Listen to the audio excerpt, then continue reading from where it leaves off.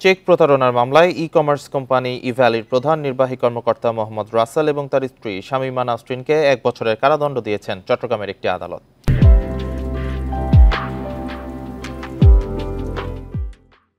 রোববার বিকেলে চট্টগ্রামের যুগ্ম মহানগর দায়রা জজ আদালতের বিচারক মোহাম্মদ মহিউদ্দিন এ রায় দেন। বাদীপক্ষের আইনজীবী জানান, নগরীর হামজারবাগ এলাকার বাসিন্দা জসিমউদ্দিন আবিদ ২০২১ সালে মোটরসাইকেল কেনার জন্য ইভ্যালিকে ১,৮০,০০০ টাকা দেন। ইভ্যালি মোটরসাইকেল না দিয়ে একটি চেক দেয়। চেকটি ব্যাংকের কাছ থেকে প্রত্যাখ্যাত হয়। এ ঘটনায় জসিমউদ্দিন আবিদ বাদী হয়ে ২০২১ সালের অক্টোবরে চট্টগ্রামের আদালতে মামলা করেন।